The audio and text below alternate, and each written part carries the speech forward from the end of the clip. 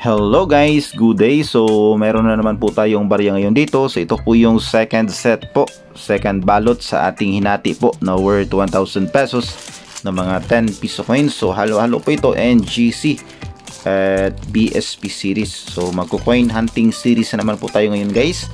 At ang mga semi hard to find at hard to find po ang huntingin natin dito sa BSP at NGC na mga 10 piso coins. So again, ang mga semi hard to find po dito, year 2000, year 2014 at year 2016. At ang hard to find naman po, year 2007 at year 2009. So yan po sa BSP series. Sa NGC series naman po, ang hinahanap po natin ay year 2017 at year 2020. Yan po ang mga semi hard to find sa NGC. So yan pong mga taon na yan ang hahanapin po natin dito sa ating coin hunting series for today. At bago po natin ito simulan ay mag-intro muna tayo.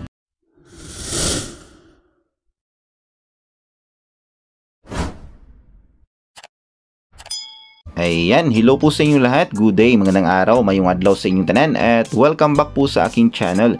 Kumusta po kayong lahat? Sana po ay nasa mabuti kayong kalagayan. So for today's video ay meron na naman po tayong barya dito. Kaya automatic po na another edition na naman ng ating coin hunting series. So meron tayo dito approximately worth 500 pesos more or less. Kasi hinati po natin ang worth 1,000 pesos po into 2 ballots para hindi po masyadong mahaba ang ating video. So coin hunting series na naman po tayo ngayon guys. At susubukan na naman po nating makahunt ng mga semi hard to find. At kung swertein po tayo, makahunt po tayo ng hard to find dito po sa coins natin na mga 10 piso. So NGC at BSP series. So simulan na po natin agad guys. Ang first coin natin sa first batch, year 2018, NGC common. Next coin, year 2018, NGC, napaka-common. Another NGC, year 2019, common. Next coin, year 2005, reverse 1, common. Next coin, another NGC, year 2019, common. Another year 2019, napaka-common talaga tong 2018 at 2019. Ayan, 2019 na naman. Next coin, year 2013 na toned coin. Yan. Yan, year 2013. Ito po ay medyo semi hard to find na sa ibang lugar. So sa amin, yan po ay medyo common pa. Marami pa akong nakikita sa circulation. Next coin, year 2018, common. Next coin, year 2002, common. Uy! Bakit may naano dito na 5 piso?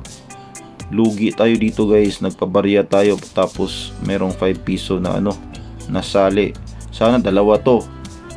Yan, tabi natin yan ha. So next coin, year 2018. And last coin of the first batch, year 2018 again. So we are done with our first batch. Let us proceed to our second batch. Gawin natin itong 3 batches lang guys. Yan, so first coin of the second batch, year 2018, common.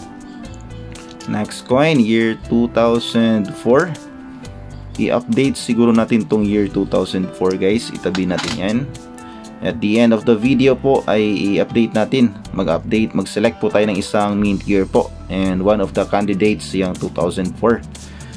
So next coin, year 2012, common. Next coin, year 2018, common. Next coin, another year 2018, napaka-common. Next coin, BSP reverse 3, anong mint year? Year 2011. Akala ko may extra metal. Yan, dumi lang pala. So next coin, year 2018. Ano ba yan? 2017. Yan po ang hinahanap kasi natin.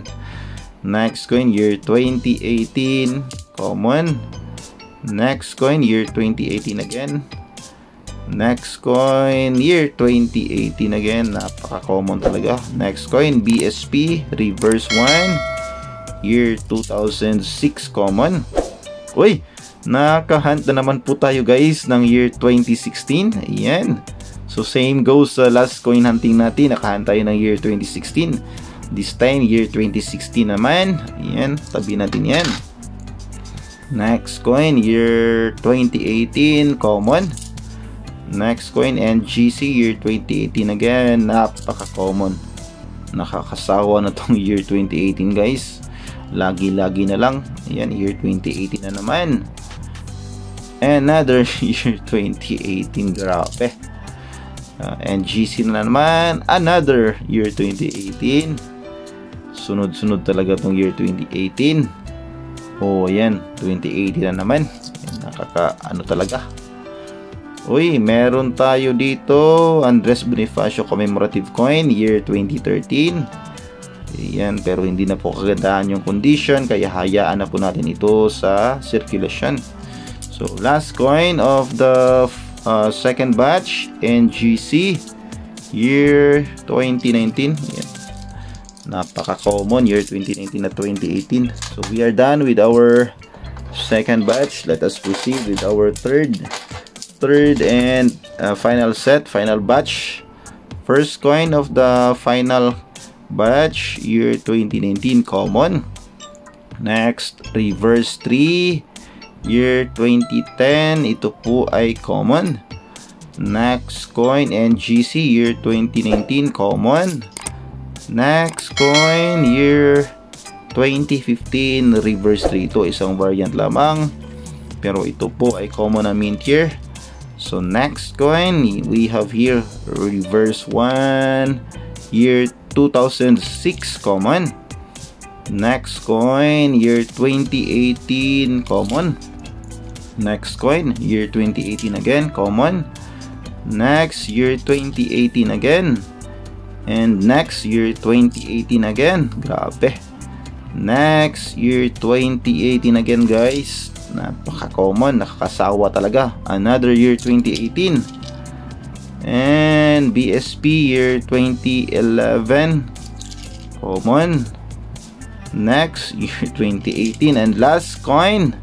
Final coin of this coin hunting series ay reverse 1. Sana year 2014 ito. Teng tadadeng. Year 2011. So ayan guys, natapos na naman ang ating another edition ng coin hunting series. So ganyan po talaga ang nangyayari sa mga editions ng ating coin hunting series. Minsan may na-hunt tayo, minsan ay wala naman. Pero maswerte tayo ngayon at nakahunt pa rin tayo kahit papano ng year 2016 guys. Ayan, semi hard to find po ito. At meron pang year 2004. Ito po yung i-update natin mamaya. And may naligaw, lugi tayo ng 5 piso.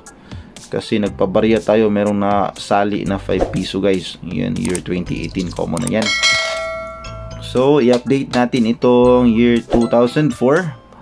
Punta tayo dito sa talaan ng Numista guys. Ayan.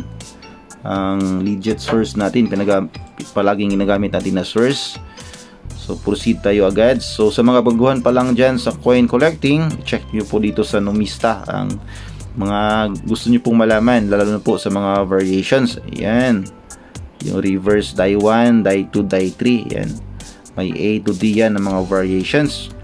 So, proceed tayo dito guys sa year 2004. I guess isang variant lamang po ito. Ayan, isang variant lamang po guys. So, ang kanyang kasalukuyang percentage ay 13%. So, medyo common pa po guys.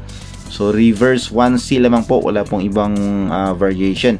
So, meron siyang price appraisal dito. 4 na magkaibang price appraisal. So, meron siyang price appraisal po dito. Bali, 4 po. So, sa kanyang very fine at sa kanyang extra fine, 36 pesos. Sa kanyang almost uncirculated ay 47 pesos. At sa kanyang uncirculated, yun pong pinakamagandang condition ay 88 pesos. So, not bad pala dito sa year 2004 guys, no? Kapag meron kayong uncirculated na condition, ay pwedeng presyohan ng umabot po sa 88 pesos. So ayan guys, medyo malaki na rin po ang bilihan, pero as what I said sa mga nakaraang vlog, ay mahirap pa pong makahanap ng buyer nito kasi ito po ay common mint year pa lamang. So marami pa po ito sa circulation, kaya mahirap pong makahanap ng buyer kahit 88 pesos na po ang presyo nito, ang pwedeng ipresyo sa kanyang uncirculated na condition. So ayan lamang guys ang ating coin hunting series for today.